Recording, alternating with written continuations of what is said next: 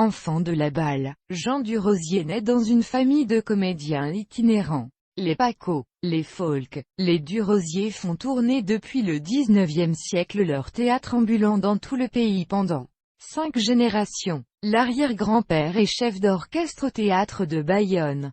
Pendant la période parisienne, sa grand-mère crée le rôle de Tortillard dans Les Mystères de Paris au théâtre de l'Ambigu Comique, et son grand-père joue la pantomime sur les places publiques. Formé au conservatoire de Bordeaux, il retrouve le théâtre ambulant de son grand-père pendant les vacances lors desquelles il joue le mélodrame Le Bossu, Les Deux Orphelines. Il rejoint rapidement Jean Vilar puis Jean-Louis Barrault à Paris. En 1966 il crée à Auch le Théâtre Populaire Occitan, TPO, compagnie théâtrale associée à un cours d'art dramatique. Il présente les auteurs du répertoire classique et moderne: Aristophane, Shakespeare, Molière, Racine, Corneille, Anouilh, Camus, Sartre, Eugène Ionesco, Bertolt Brecht, ou les œuvres moins connues du théâtre contemporain.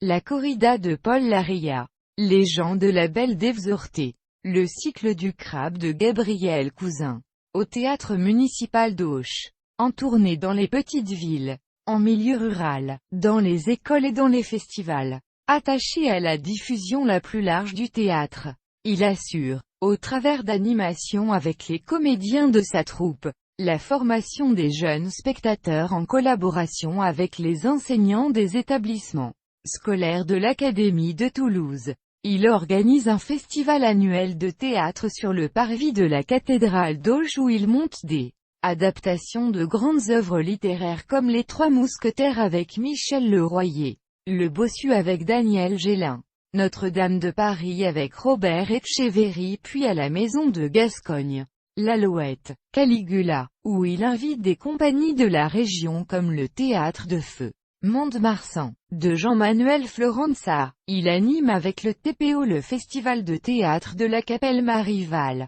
Les Oiseaux d'Aristophane. En 1973, il crée à Montignac en Périgord une adaptation de Jacques le Croquant sous la forme d'un feuilleton théâtral de plusieurs jours associant les villageois aux comédiens de la compagnie. En 1979, Jean Durosier s'installe avec le TPO à Montauban où la compagnie adopte le nom de Comédie de la Mandoune et prend possession en 1997 d'une salle en périphérie à laquelle est donné son nom. Le local Espace Jean Durosier où son action se poursuit. Cette action est reconnue par le ministère des Affaires culturelles qui alloue en 1983 au Théâtre Populaire d'Occitanie de Jean Durosier une subvention de 130 000 francs au titre de la décentralisation dramatique. En 1989 il s'installe à Montricu où il anime avec la Comédie de la Mandoune dès la saison suivante le festival annuel Les Fantaisies du Château. À 83 ans, il remonte sur les planches pour jouer lui-même les chaises de Ionesco. En juillet 2011 le local ferme les portes derrière lesquelles Jean Durosier, découvreur de talent, a créé durant 15 ans les œuvres de jeunes auteurs comme Jean-Pierre Pellaé. À sa mort, le dramaturge et metteur en scène François-Henri Soulier le décrit en ces termes. Des dizaines de rôles que Jean Durosier habita sur les planches surgit, faute de pouvoir les évoquer tous.